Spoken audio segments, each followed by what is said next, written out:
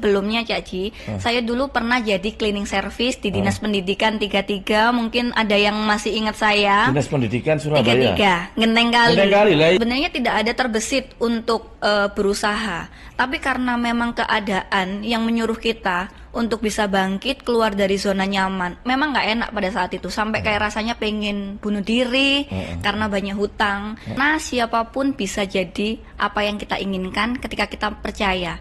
Kita harus mempercayai diri kita bahwa aku ini loh iso. Karena kalau ketika kita sendiri tidak percaya pada diri kita, ya kita nggak bisa. Ayo rek jagongan karo Cak Ji, iso hahaha oleh inspirasi utang dipikir keri. Jangan konco-konco bareng-bareng lumono, timbang kowa-kowo, ayo jagongan bareng, jagongan Surabaya.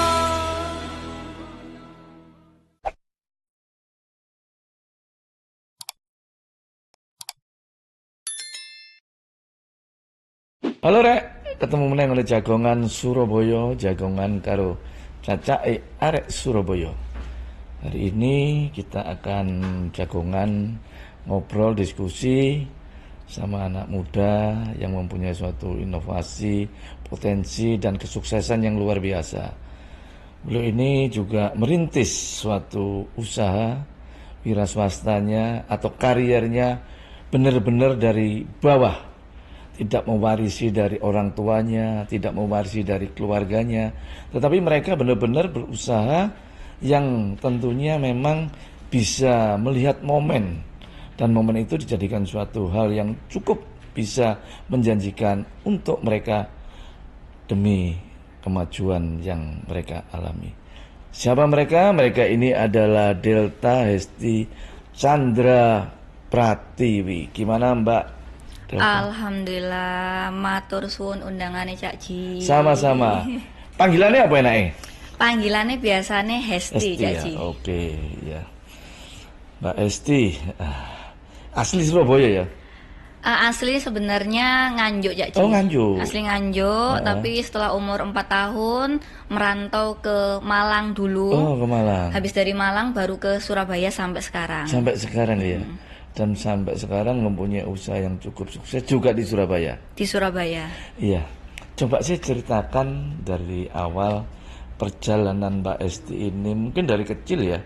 Bolehlah untuk bisa berbagi kepada teman-teman yang lagi nonton, yang bisa nanti mungkin memacu suatu semangat. Jadi tidak minder, tidak gampang putus asa, meskipun pada saat awalnya susah. Tetapi dengan nanti bisa Mbak Esti bercerita, mungkin orang akan berpikir dan berinovasi dan mempunyai mimpi yang sama dengan Mbak Esti. Monggo silakan. Iya, Cak Ji. Jadi saya itu kalau untuk bisnis itu dari keluarga sebenarnya nggak ada orang yang pengusaha. Jadi memang benar-benar semuanya otodidak atau belajar langsung dengan alam kayak gitu. Dan saya dari dulu itu sebenarnya tipe orang yang introvert. Jarang banget ngomong sama orang kayak gitu. Tapi dengan berjalannya waktu, karena memang keadaan ekonomi ya, dulu itu saya di Nganjuk. Nah, kemudian orang tua merantau dari kota ke kota sampai datang ke kota Surabaya. Pertama kali di Surabaya itu disambut oleh salah satu orang yang menolong ibu saya pas hamil besar, itu namanya Mbak Parti. Oh, Mbak Parti. Dan itu beliau sampai sekarang masih ada, dan saya masih sering ke daerah Pelampitan. Kalau orang Pelampitan pasti tahu saya, Arek Siola pasti tahu, tapi saya dulu dipanggilnya Delta. Oh. Karena malu, Delta ini kan nama ini kan Cak Ji. Mall. Delta Plaza. Ya mall lah, mall. Delta Plaza, jadinya kok jenengnya diganti Delta ya? Ya wis lah, celukan Hesti aja kayak gitu. Nah, sebenarnya tidak ada terbesit untuk berusaha, tapi karena memang keadaan yang menyuruh kita untuk bisa bangkit keluar dari zona nyaman, memang nggak enak pada saat itu, sampai kayak rasanya pengen bunuh diri karena banyak hutang. Nah, orang tua itu mempunyai banyak hutang. Kita bukan membuka luka lama ya, Cak Ji, ya. Ini menambah spirit dan menambah bagi yang nonton, tentunya mungkin ada hal yang sama. Ini jadikan suatu spirit. Jadi justru dengan adanya pengalaman kemarin kita ke belakang justru menjadikan bahwa saya berpikir ya ampun sekuat ini loh. Justru kalau nggak ada pengalaman seperti kemarin, apakah saya bisa sekuat ini kayak gitu. Nah, memang kebetulan orang tua ini mempunyai banyak utang dan utangnya itu utang rentenir, Caci. Tahu ya, rentenir itu kalau biasanya nah, biasanya kalau nggak dibayar bunganya ini nambah terus, jadi 100.000 jadinya 150.000. Jadi ya udah mana terus sehingga menjadikan hutang ini makin banyak. Akhirnya kita sekeluarga stres. Nah kemudian ibu ini akhirnya merantau ke Manado untuk jadi ART sama adik saya. Nah bapak ke Papua. Nah, bapak ke Papua, ke Freeport gitu. Apa sih namanya yang Papua itu, Mas? Freeport. Iya. Nah, di situ. Nah, saya ini berpikir dulu, saya udah pacaran sama Mas Tom. Usianya itu 18 tahun kan. Kemudian tuh saya mikir sama Mas Tom, saya ikut nggak ya? Kalau saya ikut nanti saya di sana jadi ART juga. Tapi saya tuh sebenarnya pengen apa itu namanya ngelunasi utang ibu. Karena kalau kita lari ya namanya utang kan mau nggak mau harus dibayar. Sampai mati pun nanti ditagih. Maka dari itu Caci, terus saya ngomong ada nggak sih kerjaan kayak gitu. Akhirnya dikasih kerjaan sama temennya Mas Tom. Tapi sebelumnya Caci, saya dulu pernah jadi cleaning service di Dinas Pendidikan 33. Mungkin ada yang masih ingat saya. Dinas Pendidikan Surabaya. 33, Ngeneng Kali. Ngeneng Kali lah ya, yang sekarang sudah dibongkar ya. Di Ngeneng Kali itu saya jadi cleaning service, salah satunya cleaning service cewek itu cuman saya. Saya juga pernah menjadi admin ekspedisi. Saya juga pernah jadi admin apa itu namanya kasir juga pernah. Saya pernah ikut Yayasan Alit, Anak Lintang. Terus saya juga pernah jadi anjal, anak jalanan, ngamen di Siola kayak gitu. Tidak terbesit sama sekali untuk berbisnis. Tetapi Mas Tom mengajarkan, saya lihat loh, Mas Tom kan masih jadi pacar kan, kok jualan stiker ya. Mas Tom ini anak band metal. Kemudian saya sering diajak untuk nganter-nganter stiker. Ketika saya diajak nganter-nganter stiker, saya ini kayak dapat berapa untungnya? 15.000, 20.000. Kok lumayan ya? Terus saya bilang, ada nggak sih usaha biar untuk nambah-nambahin lah. Soalnya kalau ikut orang juga nggak cukup. Belum ngekosnya, belum makannya. Akhirnya diajari. Pertama kali Caci saya ngutang ke Mas Tom itu 300.000 rupiah. Terus saya kulaan di Pasar Gembong kalau tahu Caci. Gembong. Second hand itu loh. Nah, pakaian-pakaian di sana semua. Jadi saya itu jualan baju-baju bekas, tas-tas bekas, sama sepatu-sepatu bekas di Pasar Gembong. Saya jualin di Facebook. Oh, di Facebook. Online sudah ya? Sudah online pakai BBM. Tahun berapa waktu itu ya? Tahun 2010. Oh, sudah 2010 ya. Tahun 2010 saya jualan online. Tapi kayak pertama kali itu masih dikit sampai nangis. Akhirnya kok nggak payu ya apa ini? Saya baru dikasih tahu sama Mas Tom itu setelah saya nikah. Jadi dulu itu teman-temannya Mas Tom beli, tapi sebenarnya disuruh sama Mas Tom. Biar saya itu lebih semangat kayak gitu. Nah, dengan berjalannya waktu kita kan nggak harus ketemu kalau jualan online, Caci. Dan pada tahun 2010 itu kan yang jualan online nggak begitu banyak juga. Sangat sedikit, masih ngawali. Kita bikin status aja tanpa ada captionnya aja, orang pada nanya. Nah sekarang captionnya udah bagus, di-like aja kadang enggak. Iya. Nah akhirnya memang alhamdulillah berjalan, walaupun pasti ada rintangan sampai kita merambat ke kulaan ke PGS juga. Terus kita juga sempat kulaan di pasar DTC. Tapi ternyata dengan kita ini kan singkatnya ya Caci ya. Pasti ada terpaan dan lain-lain. Singkatnya Caci, ketika kita pas nikah itu memang benar-benar karena kita udah nikah, tempat barengnya rumahnya udah bareng, akhirnya kita sering sharing. Ketika kita udah sering sharing, komunikasi bareng, makin besar perusahaan, akhirnya kita mulai membuka satu toko kecil di daerah Semolowaru. Itu ngontrak. Dan saya masih ngontrak juga sama Mas Tom karena memang masih belum bisa beli rumah kan Caci. Kita ngirim aja masih pakai sepeda motor. Nah, ya udah akhirnya merambat. Alhamdulillah mertua saya ini salah satu penggerak UMKM di daerah Mojokerto.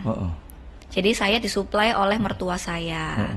Nah, dengan berjalannya waktu lagi, akhirnya kita merambat ke daerah-daerah lainnya sampai sekarang. Gitu, Caci. Ya, itu tadi bahwa Mbak Esti ini benar-benar perjalanannya dari bawah, dan sangat-sangat mungkin dari teman-teman, dari yang melihat YouTube ini memacu suatu semangat. Dan semangat itu harus ada rintangan dan harus ada cobaan.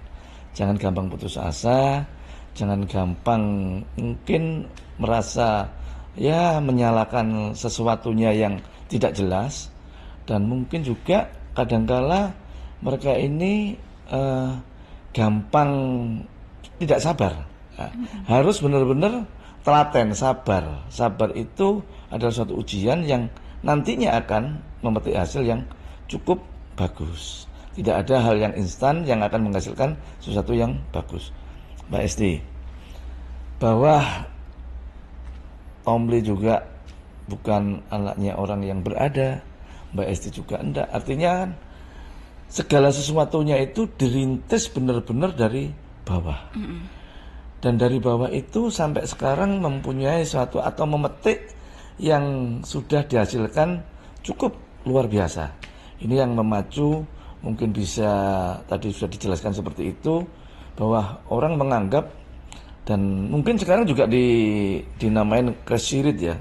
Ya itu kan cuma sekedar sebutan sebenarnya. Sebenarnya kita juga malu, Caci. Iya. Maksudnya kita masih orang biasa lah. Malu sama yang benar-benar crazy rich. Tapi kita syukurilah semua. Iya, kita aminin, kita semoga. Tidak apa-apa lah ya, kita amini. Karena menganggap bahwa yang namanya kresirit itu, wah itu biasanya ya warisannya wong tua. Wah ini biasanya fasilitasi kan gitu. Iya. Tapi ini kan gak ada fasilitas. Benar-benar merangkaknya itu dan memulainya itu step by step. Nah, step by step itu yang bisa dan menghasilkan seperti sekarang. Sebenarnya Mbak Esti sekolahnya itu di Surabaya ya? Sekolah di Surabaya, di SD Muhammadiyah 2. Genteng Kali? Oh iya, Penili, ini. nah Genteng Penili toh? Iya, yang kalau Genteng Kali kan yang SMP. Yang jembatan Penili sebelah Iya. sebelah masuk itu loh. Iya benar. Dan itu saya dapat ini Cak Jing, beasiswa dari YTSF. Oh. Oh di situ ya? Iya, saya sekolah di situ. Soboku yang kudu di situ. Jadi itu jalan Penili Gang 6 kalau salah. Iya, Penili Gang 6 benar. Iya. Iya, oh di situ ya. Di Terus setelah itu melanjutkan? Nah, permasalahannya ya itu tadi Cak Ci, karena memang kondisi ekonomi ya, saya tidak menyalahkan orang tua Iya, saya iya, juga. Dan saya sadar diri, saya sempat lanjut ke SMP, hanya di semester 1 aja. Nah, kemudian saya ngerasa bahwa kok jadi beban orang tua ya. Ibu banyak utang. Kemudian ibu nggak bisa kasih saku saya, terus juga nggak punya kendaraan karena lumayan jauh juga. Naik bemo pun nggak ada uang. Kita kalau nonot kadang ada yang nggak mau kan, Iya. karena memang mereka juga cari uang, tukang bemonya. Akhirnya saya memutuskan, ya wes lah Bu, aku nggak usah sekolah. Tapi meskipun aku nggak sekolah, nanti aku kerja aja. Tapi permasalahannya SMP itu kan saya masih di bawah umur. Iya. Nah, saya kerja di mana aja nggak bisa. Nah, saya sempat jadi babysitter. Oh. Tapi cuman kayak 1 minggu karena nggak kuat. Terus akhirnya saya kenal sama Mbak Yuli. Saya diajari kayak handicraft, bikin figura dan semacamnya kayak gitu. Dan dibina sama Mbak Yuli Yayasan Alit itu.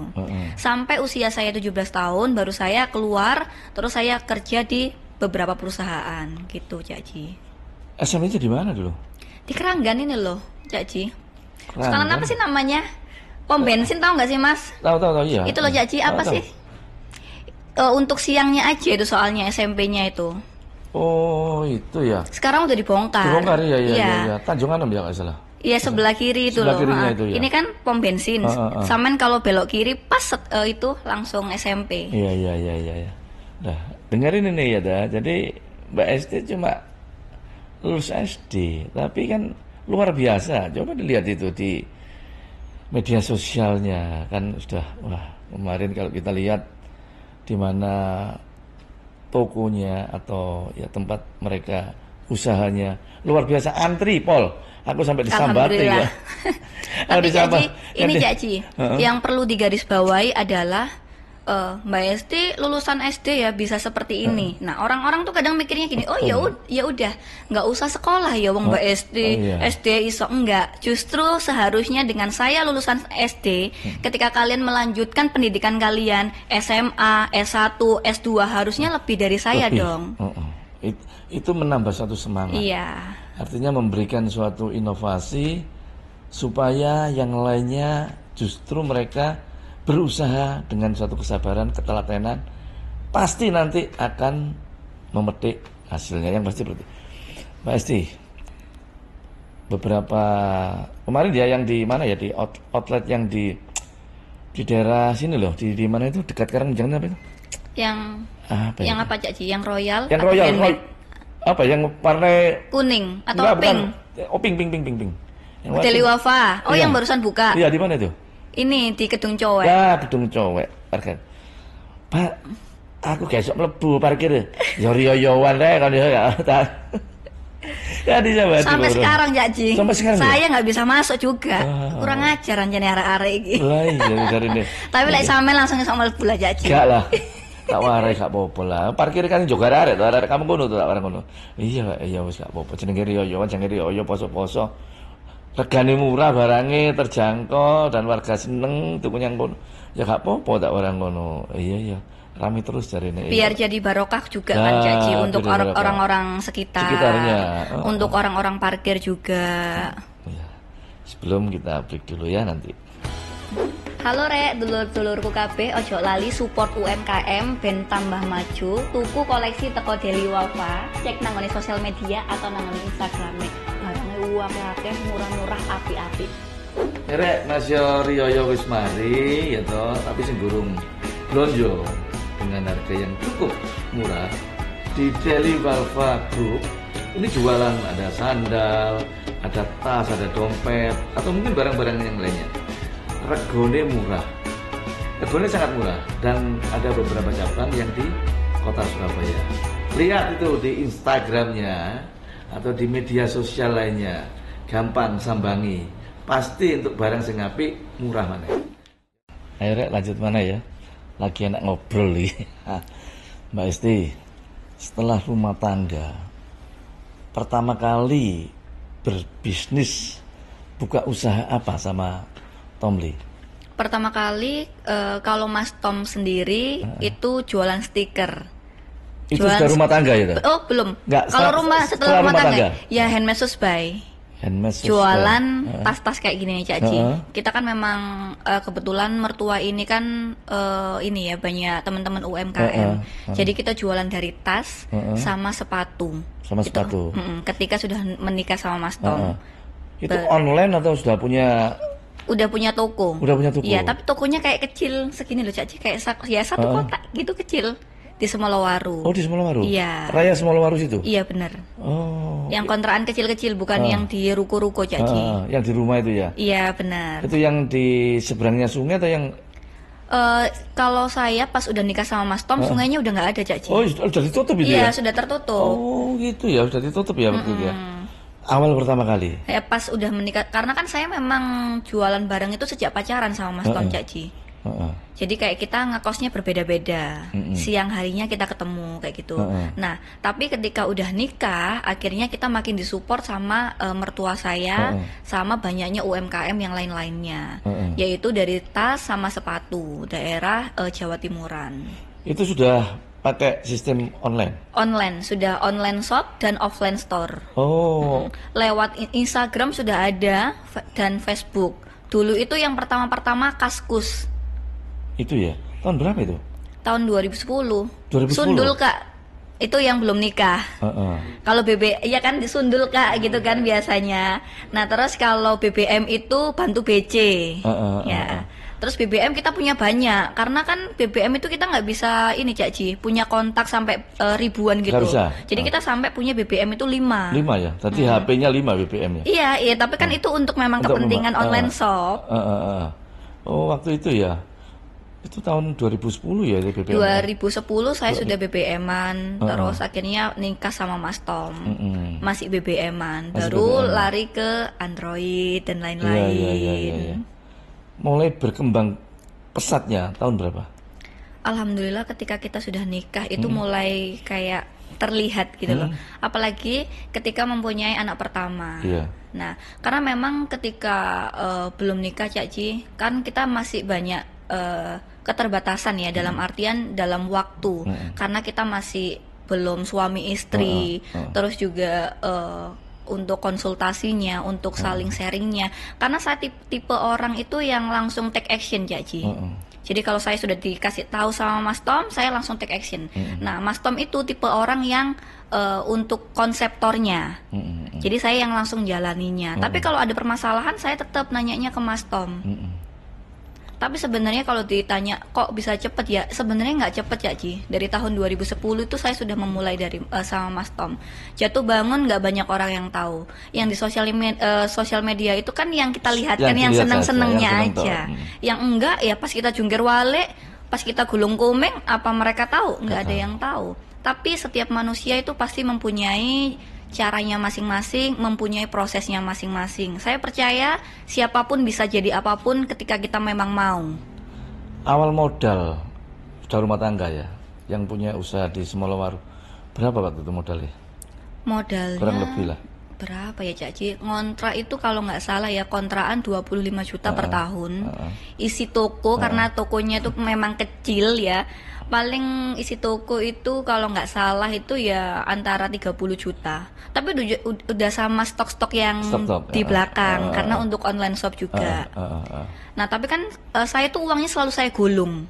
Jadi untuk setelah udah dapat untung dari ini, hari ini, besoknya saya tambahkan stoknya.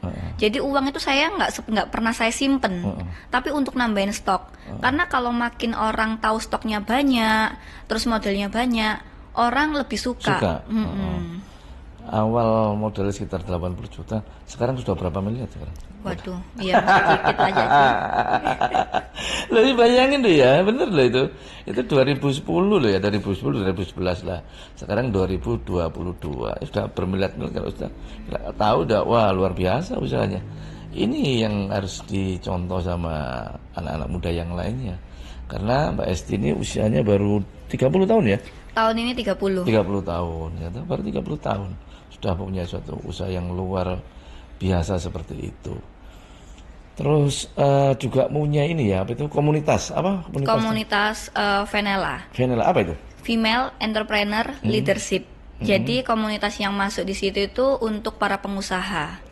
Nah, cuman untuk saat ini Cak Ji kita masih ini dulu karena saya kan dulu itu Venela itu benar-benar sendirian.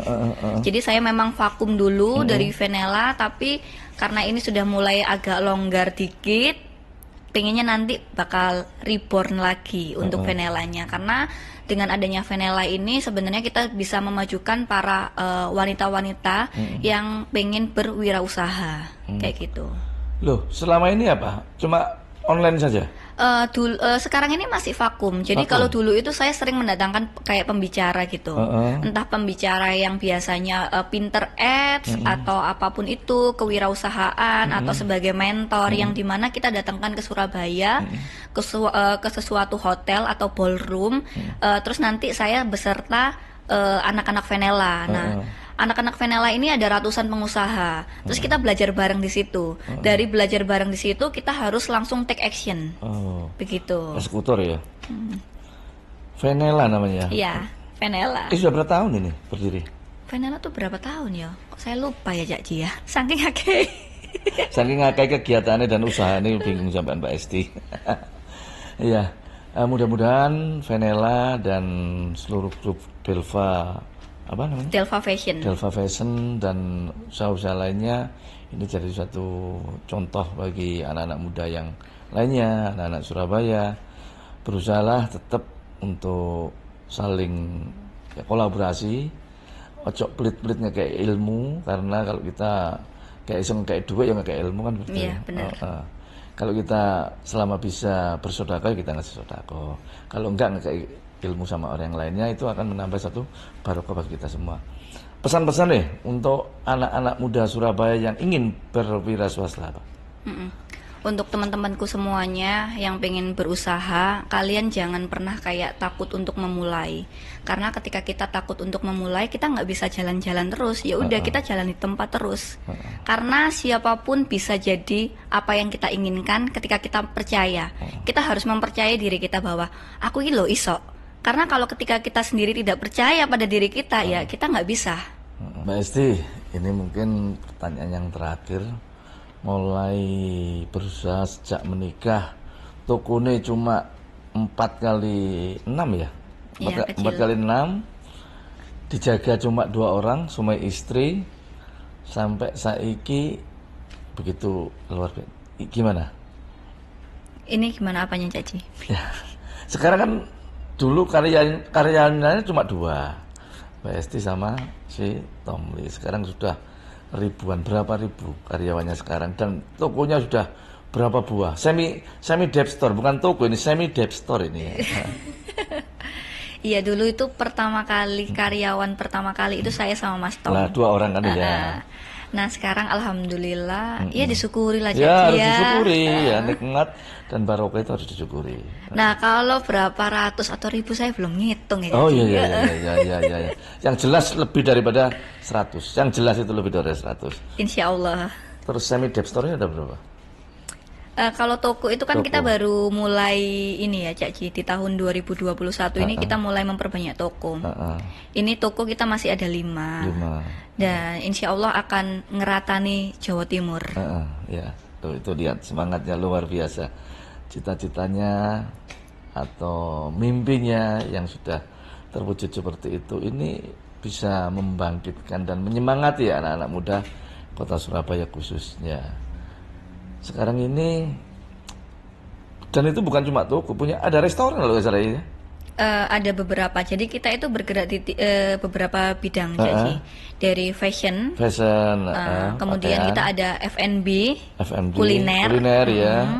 Kemudian kita juga ada untuk digital marketing. Digital marketing. Nah, yaitu untuk untuk orang-orang yang mempunyai sosial medianya yang kurang bagus. Biasanya kita yang benarin kayak gitu. Dibantu. Atau kalau enggak seperti semua sosial media perusahaan kita itu lewat agensi kita. Oh, gitu. Cuman di 3 bidang itu aja. 3 bidang itu aja Iya. ya. Kulinernya kalau boleh tahu? Kalau untuk kuliner itu ada di Sei Sapiku, Caci. Sapiku Samen- ya. Tahu di sebelah tuh, depan itu. Iya. Nanti biar dikirimi kalau gitu, Caci. Enggak di depan itu loh, Sapiku itu di depan rumah kita itu. Sei Sapiku sama Royal Durian. Royal Durian. Iya. Enak tuh. Makanya lak tuku durian, timbangane kon mbok incap-incip, yang Royal Durian pasti enak. Oh, enak. Pasti enak, wis tak jamin lah, gak percaya. Bener itu. Dhisik aku lak tuku durian enak ngene depane Narita itu loh. Tapi saya iki digusur. Iya. Ya, jadi durian, Pak, iya, incip sik ya incip.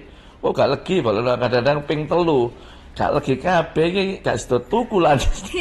Tapi kalau di Royal Durian saya jamin pasti enak dan itu kualitasnya sudah terbukti. Terima kasih Mbak Esti ya. Sami-sami, Caci. Oke, terima kasih. Oke.